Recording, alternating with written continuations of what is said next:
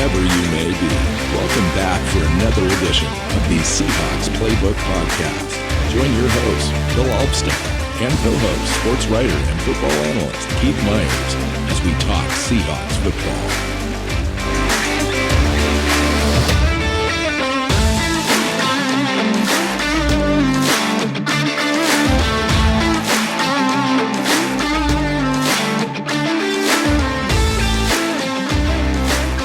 Hey Seahawk fans, welcome back to another edition of the Seahawks Playbook podcast. I'm your host, Bill Alvstad, sitting down with Keith Myers. We are coming at you after the Seahawks drop one to the Tampa Bay Buccaneers on the road in Munich, Germany, 21-16. Seattle fails to get off the field, get the Buccaneers off the field for their last drive. Didn't give Geno an opportunity to have his first comeback, come from behind win with less than 2 minutes to go. Didn't get that chance. The Seahawks didn't get the ball back, and Tampa runs out the clock, and that's the game. Keith, welcome in, man. Yeah, it was a disappointing game. I mean, the Seahawks just came out flat, didn't play hard in the first half, didn't do much, couldn't get the run going, and ultimately fell short. I mean, they made a run at it in the fourth quarter and showed that they, are still a good football team, but it just was too little too late. Yeah. It's one of those things too, where Tampa kind of goes into a prevent a little bit. They've got the time on their side in that fourth quarter. And so Seattle was kind of able to march the ball. They didn't, take too many chances blitzing like they had earlier in the game. I think that really kind of disrupted Geno Smith. If you take a look at Geno in the first half and so forth, he was really bothered.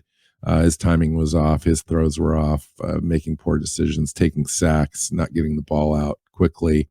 They come back, make some adjustments in the second half. They start to move the ball on that first drive, get a field goal. And it looked like they were going to move the ball a little bit better.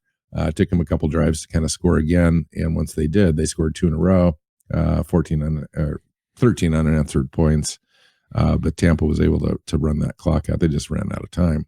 Mm-hmm. Like you said, they didn't really get the ball on the ground moving in this game, Keith. And I thought the deciding factor, at least through 3 quarters of this game, were two things. In both the trenches, both on the offensive side of the ball and the defensive side of the ball, I thought Tampa Bay outplayed the Seattle Seahawks in this game. Yeah. And then third down conversions. I think at one point entering the third quarter or entering the fourth quarter, Tampa Bay was 9 of 13. They ended the game 10 of 15 on third down. Seattle was 1 and 9. And that's it. That's a lot of the game right there. Yeah. Yeah. And once you fall behind, as fans do know, a guy like Kenneth Walker becomes less important, and it's going to be on Geno Smith at that point. Geno finished 23 of 33, 275 yards and 2 touchdowns. You put just those stats in a box and it looks great, but it just doesn't really tell the tale in this game. I thought, I got to hand it to Tampa. They came out and they played physical. They looked like they wanted it more. Seattle looked like they left their defense on the plane. They never got off in the first half. Tampa was able to kind of just do whatever they wanted to do. Mm-hmm. And it's just one of those things, Keith. It's in the season, you can't be perfect all the time. You're not going to win every game. You hate to lose games.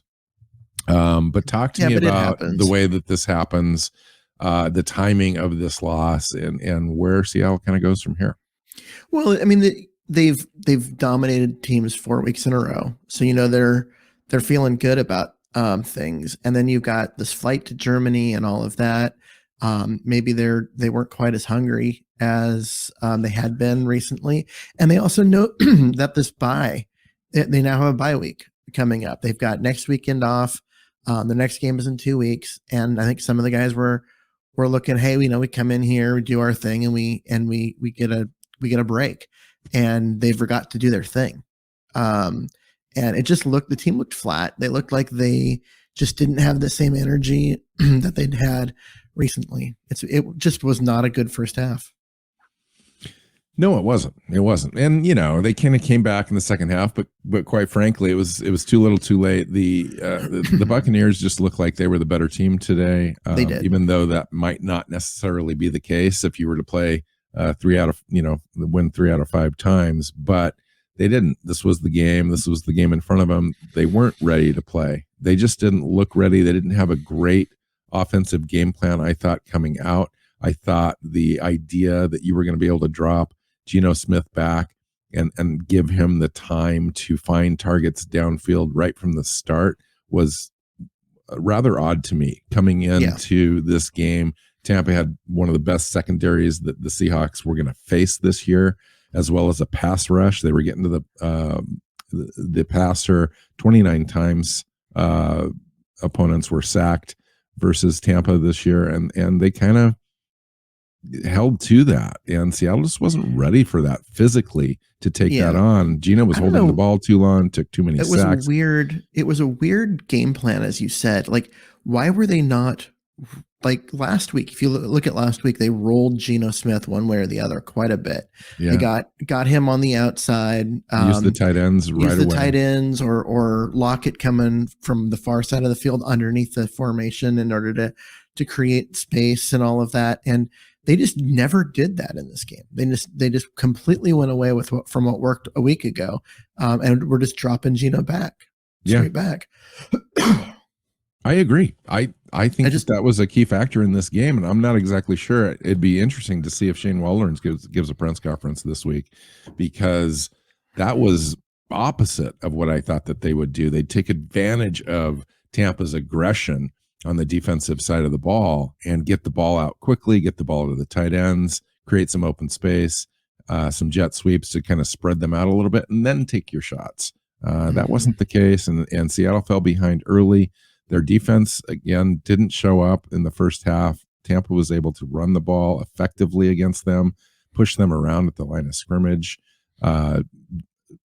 Hats off to Tom Brady. He was able to get the ball out quickly and get it downfield to his receivers when he did have time.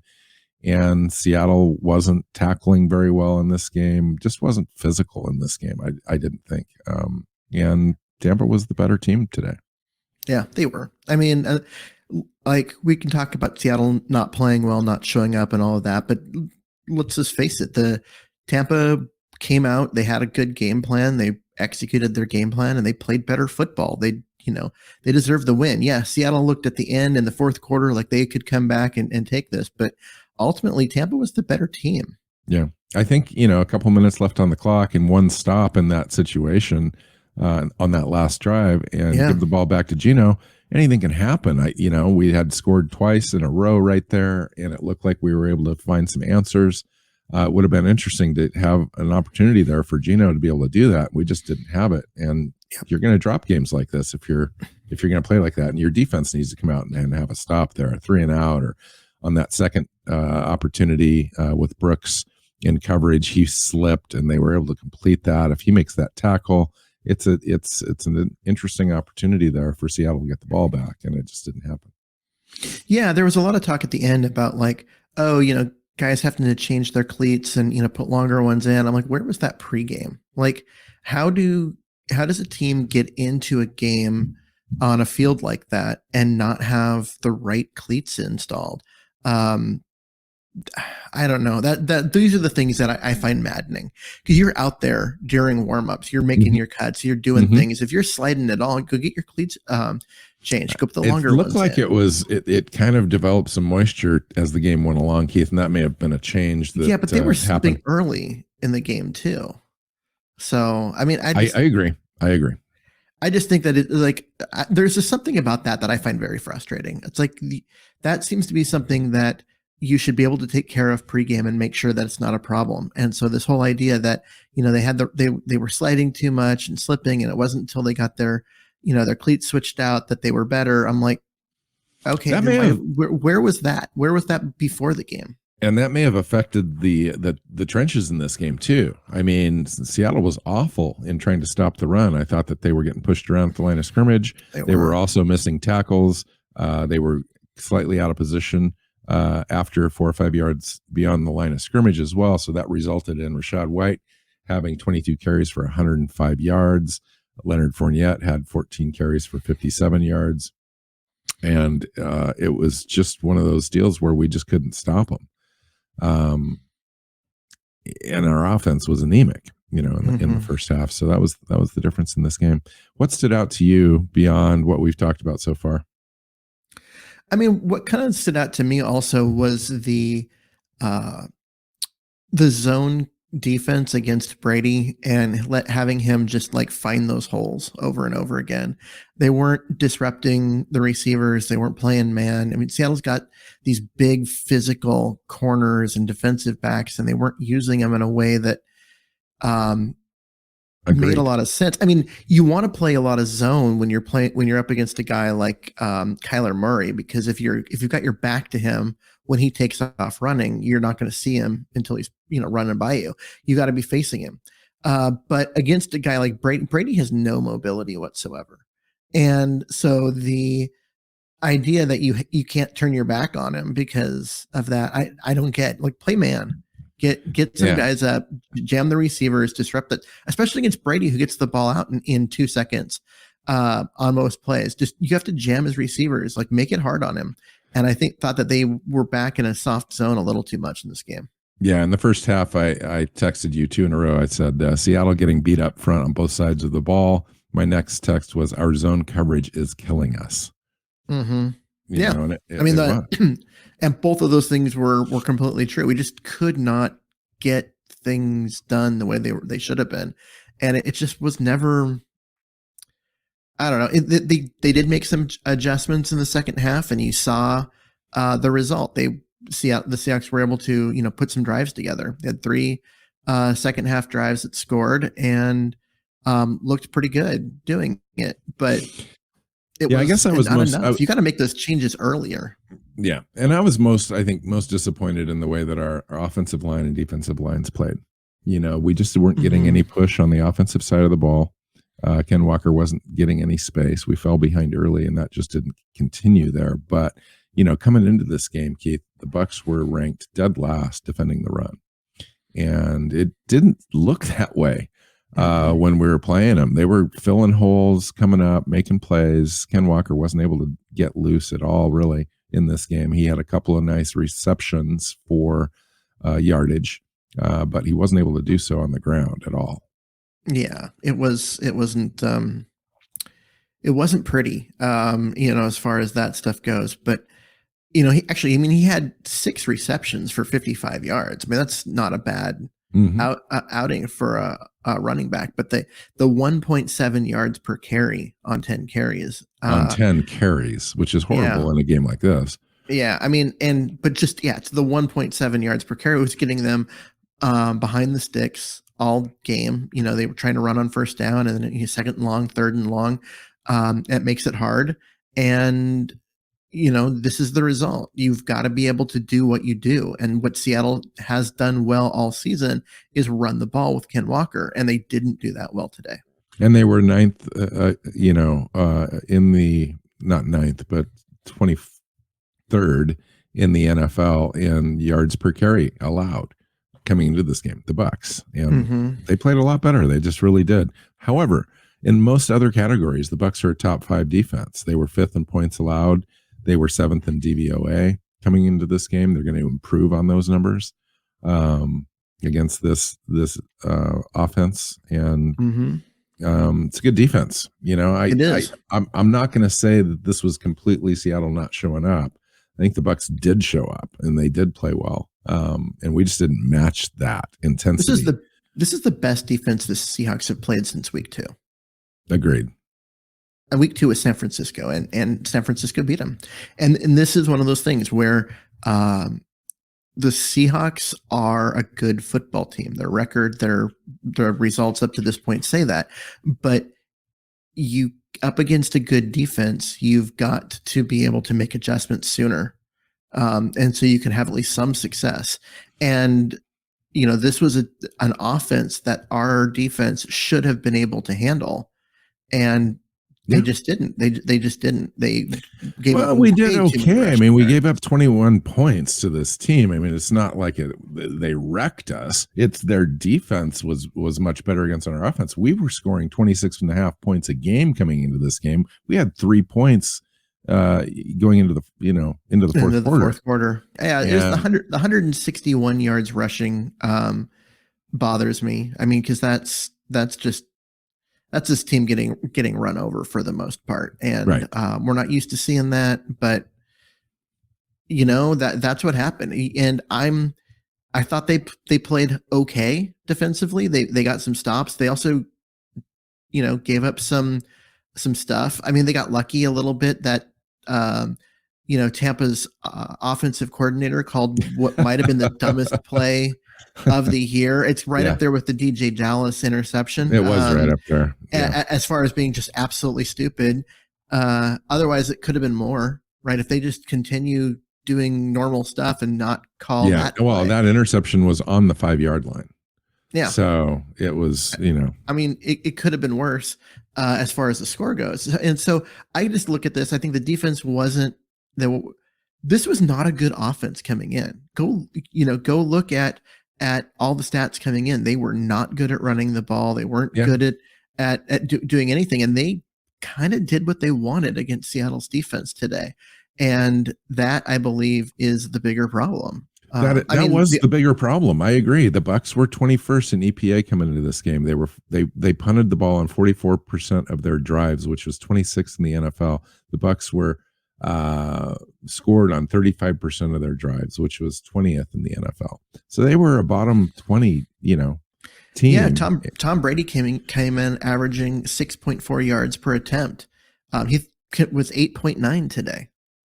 Yes. And 2 that's touchdowns, interception. I thought the great play by Cody Barton, by the way. And I also saw Cody Barton in there like 65-70% of the snaps. I don't have the snap count in front of me, but he was playing a lot more than he had been. Well, he was playing a lot more because they were leaving base defense in there. They were trying to get guys up to stop the run, and it wasn't working. Yeah. That's part of the why problem. do you think that they went away with something that was so successful the last 4 weeks? What was it that they were seeing? I think what they were seeing is Tampa doing better at running the ball than the other teams, and so they went with they brought the extra linebacker in instead of running the extra defensive backs out there, and it just wasn't enough. They were just getting beat up front. Is really what it came down to. Their Seattle's defensive line was just getting pushed back. I noticed that Brian Monet before this game was a healthy scratch. Maybe they shouldn't have done that. Yeah, I mean that is what it is. He's with them playing this 3-4, he's the third defensive tackle, and if the other guys are both healthy and ready to go, he may not play. But in this game, I think that what they thought was that they were going to need the speed to chase guys down and that kind of stuff. Maybe try and get to Brady a little faster. And I don't know if they just didn't expect Tampa to come out and run the ball the way they did, but it was, it was unfortunate that they didn't have the big body of Brian Monet there in the middle when they needed him. So Seattle goes to the bye in week 11. We're relatively healthy unless Jordan Brooks had something there at the end that he was back on the field after that. Okay, that's good. So we're going to come out of the bye healthy. We're going to get Trey Brown back. It'll be interesting to find out how the Seahawks work him in to this defense with our corners playing relatively well. Sidney Jones is now gone. Artie Burns hasn't seen the field for a long time. Cody Barton, Woolen, and Mike Jackson have been playing well, although Mike Jackson had a few moments in this game. So did Kobe Bryant. I thought got beat on a couple of occasions in the first half. I thought Evans just railed him in a situation where he just looked completely awkward, even though he was looking back to Tom Brady and his eyes. He just looked like he was discombobulated out there, even though he was kind of in sync in coverage and just had no chance to get the ball at the end. Yeah, Evans is a tough. He's a tough cover because he's so big and so physical, and yet he still plays with speed and quickness. And Bryant's a little undersized compared to Evans. I mean, he's not undersized for an NFL corner, but compared to Evans, he is. And I think it's just a matter of, just getting bumped, getting off his line a little bit and out of sync in terms of his body and not being able to get his hips and back square where he needed them. And that's the kind of stuff that happens when you play against a physical receiver like Evans. I mean, for those of you that have been watching these games for a while, like Evans reminds me of Anquan Bolden in that way, where he just was with more better speed.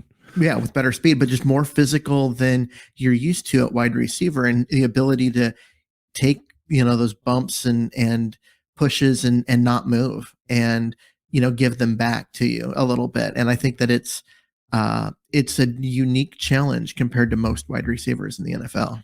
So I find this kind of stuff interesting. So here are some of the stats on the game. Yards per play. Tampa Bay had 5.7. Seattle had 5.7. So we had the same yards per play. They had 162 yards rushing. We had 39. Total yards, 420 for them, 283 for us. Time of possession, Keith. Seattle, 22 minutes and 58 seconds. Tampa, 37 minutes. That's tough. We allowed 3 sacks. They had 74 total plays. We had 50. That's not third not downs. You mentioned it earlier. We were 1 for 9. They were 10 of 16. They had 26 first downs to our 19. That really kind of tells the tale right there. I mean, they're just playing better in the trenches. They were converting on third downs. They did have the turnover with 2 interceptions, but we did lose a fumble. Gino lost that fumble down on like the 12-yard line too. That was a scoring opportunity. See, we were, something like that converts, and we're right in there. So, it's tough. It is, and I think that part of this is sometimes you run into a team having their best day. I mean, there were some catches made by Tampa receivers where agreed the Seattle corner was all over them. Yeah. But they caught it anyway. And you're like, well, what do you do to that? How do you don't stop that? I mean, it's great to see guys perform at that level, but not when they're playing your team. Right. So I just think that, ultimately you run into situations where some guys just made plays today. And then I'm not saying that Seattle receivers didn't. Like that Godwin touchdown was freaking crazy. That was great. Great throw, great touchdown. Great throw, great catch. Like really good catch. And that's another one. There was really good coverage on that play. It didn't matter. Got a touchdown. But there were plenty of plays like that on Tampa's side too, where Seattle had good coverage. Evans just went up and got the ball. And it's hard. It's hard when that happens because you're used to winning those situations, because when you've got good coverage, either they don't throw it, or if they do, you're in position to make a play. And in this case, they were right there, great coverage, and the ball just drops into the tiniest window. Yeah. And it was, Seattle was being asked, the players were being asked to play in a lot of zone today, which means they weren't as aggressive. We didn't see a lot of blitzes because we were playing 4-man fronts, and we just weren't able to get to Tom Brady. He gets the ball out faster than anybody. We've already talked about that. Yeah, he gets the ball out so fast, and then like the one time they do get to him, it gets called back, and it just Tom Brady is so frustrating to play against because he gets the ball out so quick, and the Seahawks knew that coming in. I mean, every team that plays against him knows that coming in, and that's why you need to jam his receivers at the line and make plays there. And I think that right, the Seahawks playing that soft zone so much, I was surprised. Was questionable. I was surprised. Yeah, and we talked about that in our pregame show. We talked about maybe strategy, what they might do, how they could be effective, and they didn't do anything we talked about, and they lost the game.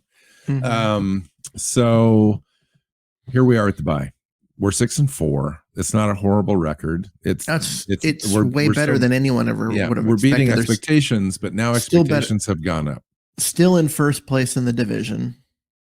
So what are we talking about when we come out of this game? As far as what are people talking about this week? What are people talking about next week as far as Seattle moving forward? How do we, what are we talking about, or what are other people talking about? Because I'll tell you what other people are going to be talking about. Well, let's talk about that. Because everyone is so reactionary in the covering the NFL that the Seahawks lost a game, and so now the talk is going to be, did the clock strike midnight on Seattle, and they're going to go back to being a pumpkin and lose a whole bunch of games down the stretch, as if none of these previous games mattered or counted, or we could learn it. You know what I mean? Like, because the expectations were so low to going on, and they were, defying all those expectations, that one loss is going to send people back to, oh my God, the sky is falling. And that's what I'm going into the bye. The fact that we have to face 2 weeks of that is probably the most frustrating thing right now. I don't want to hear that for 2 weeks, because it's just dumb that this is still a good football team. And, there's still a team that's 6-4 and have beaten a bunch of teams. So, right. Yeah. I mean, I just, I think that is going to be way overplayed. As for what you and I are talking about, I think we're going to be talking about a lot about how to get, how to get more out of the roster in terms of what they've got. Like, now that Trey Brown's back, does he come in instead of Kobe Bryant? Because Bryant's been playing well. Do you rotate the two of them? Do you bring Mike Jackson out occasionally in order to get Brown some more snaps? Like, what's the path there? What can we do at linebacker? Can we continue to make adjustments and play different players or that kind of thing in order to get better there? Maybe the interior of the offensive line, which would really struggle today, needs some rotation and some guys swapped out. I'm noticing too, one of the strongest linemen we have, Cochran, was a healthy scratch today as well. LJ Collier on the other side was a healthy scratch. He wasn't in there. In games like this, and you can't predict these things ahead of time, but maybe they could. You need some more beef up there. So looking at the schedule, it's favorable, I think, for the Seahawks. They've got 5 of 7 remaining games at home. Home field advantage has been an issue the last several years, but it's still easier. It could be an advantage this year. Yeah, it's always easier. So we have the bye, but then we come back the final week of November with the Raiders against the Seahawks. That seems to be a get right game. And then Seahawks travel to the Rams. Rams aren't what they have been in the past, but it's still a tough game on the road. Panthers at Seahawks, that should be a win. 49ers at Seahawks should be a premier game. That'll be a great game. And that's a Amazon Prime game on a Thursday night. Follow that up with the Seahawks traveling to the Chiefs, probably the most difficult remaining game. Jets at Seahawks in the January 1st game. And finally, the Rams at the Seahawks. Based on the fact that expectations are elevated, we're 6-4 coming out of the bye. It's still a good record, winning record, looking good for the playoffs. How do we get there? Well, I think 10 wins gets you into the playoffs, right? You got to beat the Jets and so 4-3 down the stretch. Yeah, I mean that's minimum to get into the playoffs. And I think they're more than capable of doing that. When you got the Jets and Carolina on the schedule, you're going to pick up one at least against the Rams in there. And there's one of the Raiders. Yeah, Raiders. And the Raiders hopefully are a gimme win given how bad. And then you've got to get one of the Rams, the Chiefs, the 49ers game there. Yeah. As well. And so it's a very doable path. And you don't know, like, they may run into a Chiefs team that is sitting guys because they don't, they've already clinched everything. And they may run into, a Rams team that has decided to play a whole bunch of young kids because their season is over.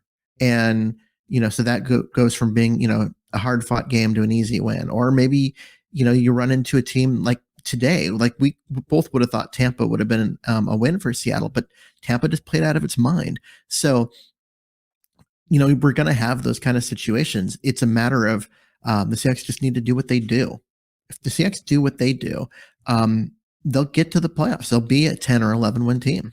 Any lessons to learn out of this game? Yeah, don't just assume it's a win. You got to come out and play hard for the first snap, and Seattle didn't do that. All right, I think we've done enough. I don't think anybody's interested in hanging around and talking about this game anymore. It's over. We got a bye week. Hopefully, folks will stick around and listen to the show. We're still coming out with 3 shows each week, and we'll have something fun to talk about here in our midweek show coming up, and then essentially 2 midweek shows coming up, so it's fun. Yeah, we've got a lot. Week off gives us an opportunity to talk about a lot of different things. I think we're going to do some, even though we're a little past first half of the season, we're going to do some first half awards, and it's nice to we can kind of get off schedule a little bit as far as our weekly pattern, and have some fun shows in here. Yeah, for sure. All right. If you enjoy the show, make sure you hit the subscribe button. You're already found us, obviously, but let your friends and family know as well. You know where to find us on social media. And so until next time, take care, everybody, and go Hawks. Go Hawks.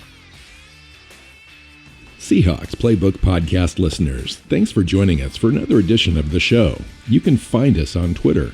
Bill is at NWSeahawk, Keith is at Myers NFL, and the show is at Hawks Playbook. You can listen and subscribe to the show at SeahawksPlaybook.com.